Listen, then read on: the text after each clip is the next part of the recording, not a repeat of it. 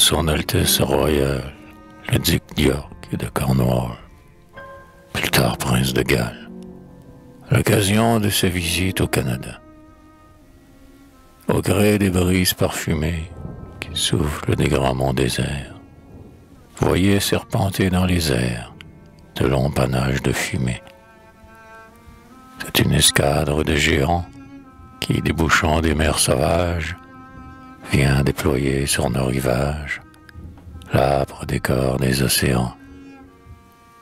Sur le flot que leur proue effrange, ils s'avancent, fiers et hautains, pendant que, des brumeux lointains, émergent leurs profils étranges.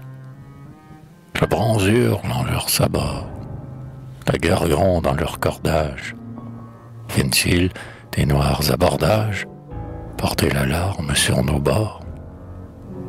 Non, vraiment, que chacun respire, car au signal des porte-voix, couronné d'un vol de pavois, paraît le drapeau de l'Empire. Viva! Mais quel aspect nouveau, à mesure qu'il se déroule, soulève au sein de la foule cette tempête de bravos. Ah, c'est qu'une de ces carènes vient d'arborer sur l'horizon le pourpre d'un royal blason, salut aux couleurs souveraines. Oui, c'est l'antique royauté qui vient d'apprendre en nos parages ce que peut dissiper d'orage le soleil de la liberté. C'est l'héritier des vieilles races qui vient voir ce que, pour toujours, chez nous l'esprit des nouveaux jours a lavé de sanglantes traces. C'est le fils aîné de nos rois. Avant d'être sacré le maître, il vient nous dire qu'il veut être le premier gardien de nos droits. Soit, car il veut suivre sans doute l'exemple tracé devant lui. Or, nul phare plus haut n'a lui pour éclairer plus noble route. Halte, prince, entends-tu ces rumeurs, ce canon, tous ces hurrahs joyeux que l'on mêle à ton nom, et sur les foules affolées, en flots harmonieux, les reins carillonneurs, du haut des vieilles tours, lancés en ton honneur, ces plus solennels volées. Un essaim de drapeaux voltige à tous les mâts. C'est Québec, c'est la ville au grand panorama, qui, debout sur son promontoire, dans l'éclat du matin t'a vite reconnu. Prince, cargue ta voile, et sois le bienvenu au seuil sacré de notre histoire. Regarde, c'est ici, sous ce sommet altier, que, rival des plus grands, notre immortel quartier, jadis ancra sa caravelle, et déroulant au vent ses plis fleur-de-lysée, vint, la croix à la main, aux incivilisés, apporter la bonne nouvelle. Regarde ces longs prés, ces penchants, ces vallons, et par-delà ces champs ondulés d'épis blonds, cette forêt mystérieuse. Ici l'on combattit souvent un contre-vent.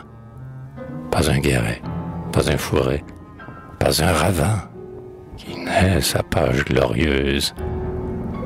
Car, de nos moissons d'or si fiers que nous soyons, l'herbe qui, le printemps, verdit dans nos sillons, prend sa racine en bien des tombes. Sur nos bords aujourd'hui si paisibles, le vent, aux arômes des bois mêlés bien souvent, l'odeur des fauves hécatombes. Lève les yeux, c'est là, sous ces hauts bastions, comme un jour fatidique on vit deux nations, aux lueurs du canon qui gronde, dans ce vaste champ clos, merveilleux décor, ainsi que deux géants s'étreindre corps à corps pour changer la carte d'un monde. Ce fut un duel épique en un sombre ouragan.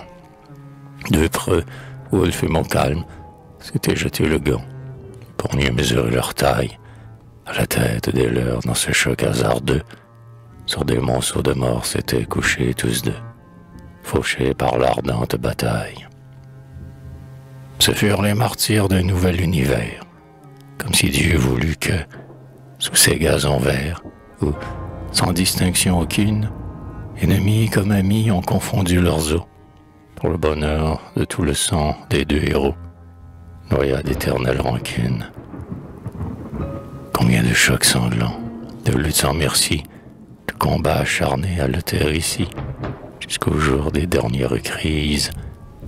À cette époque où rien n'égala, tu le sais, l'héroïque valeur des vieux colons français, avec la barbarie aux prises.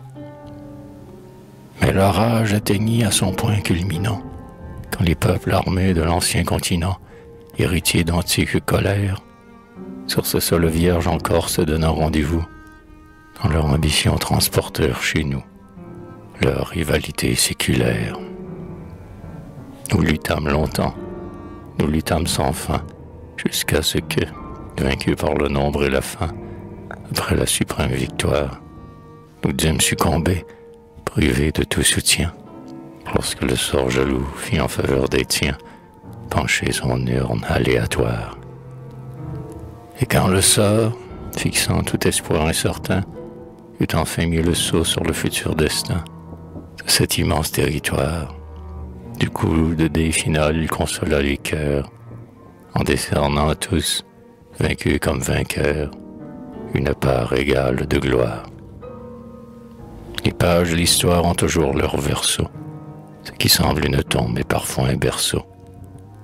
Souvent le sang versé sur les plaines rougies rattrempe le ressort des mâles énergies. Entre les anciens combattants, l'ange des noirs conflits de l'or ferma son aile, et devant nous, depuis une ère fraternelle, ouvrit sa porte à deux battants. La grande loi qui veut que tout meure et renaisse a fait revivre ici, radieux de jeunesse, d'ardeur et de virilité, un peuple fier d'avoir, en ses veines vivaces, le sang chaud et fécond des deux plus fortes races, dont s'honore l'humanité. Des préjugés d'antan, il a brisé les chaînes, et, l'œil plein du rayon des aurores prochaines, il poursuit son noble chemin. Peuple libre, ennemi de tous les arbitraires, peuple de travailleurs, surtout peuple de frères, qui marchent la main dans la main. Les rivaux d'autrefois, devenus des émules, ont des anciens défis renié les formules, et, du seul vaillant défenseur, à l'appel du péril, souvent un contre quatre, sous les mêmes drapeaux on les a vus combattre et vaincre les envahisseurs. Sans cesse élargissant la haute où Dieu les mène, reculant les confins de leur riche domaine, en infatigables lutteurs, ils ont fertilisé la lande et la savane, et nul désert n'a pu lasser la caravane de leurs hardis explorateurs. De merveilleux projets là, mais toujours en quête, ils ont accumulé conquête sur conquête, et l'on voit, d'instant en instant, du fond de leur torrent surgir des métropoles, pendant que leur hameau se couvre de coupoles, et leur mer de palais flottants. Ce n'est pas tout encore. Ingénieurs sublimes, de nos Himalayas, ils ont dompté les cimes, au travers d'obstacles sans nom. Et, par un coup d'audace immense et magnifique, relié l'Atlantique avec le Pacifique, par un gigantesque chaînon.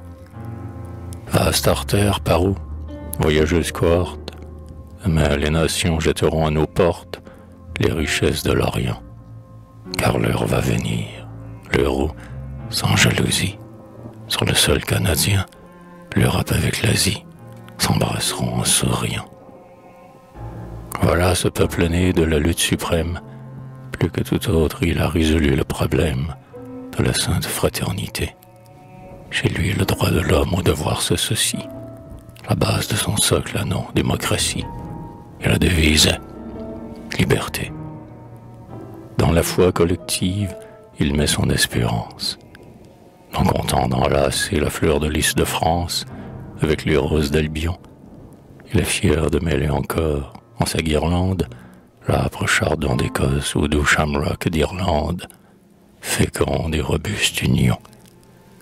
Union, union, alliance, harmonie, tolérance chrétienne et concorde bénie. Serions-nous donc les précurseurs de ces jours radieux que l'avenir recèle, jours si longtemps rêvés de paix universelle où les nations seront sœurs? prince, on a dit qu'un peuple heureux n'a pas d'histoire. Ah, tu le vois, sans être un peuple aventureux, nous avons notre histoire, et nous vivons heureux, en dépit de ce mot vide et déclamatoire. Ce bonheur fait de paix, de calme et de repos. À qui le devons-nous après la Providence, si ce n'est la fière et libre indépendance qui règne sous les plis de tes nobles drapeaux? Reçois-en donc ici notre hommage sincère, les liens que nos cœurs ont créés avant toi, ton immortel aïeul et notre auguste roi. Ta présence aujourd'hui les double et les resserre. Mais une femme est là qui trône de ton côté. Dans nos chers souvenirs vivra sa douce image, qu'elle accepte, elle aussi, sa part de notre hommage. Reine déjà, de par la grâce et la bonté. Que tout, jusqu'à l'air que sa bouche respire, te dispute en ce jour l'honneur de la charmer. Ce n'est pas un pays qu'on devrait surnommer le plus beau joyau de l'Empire.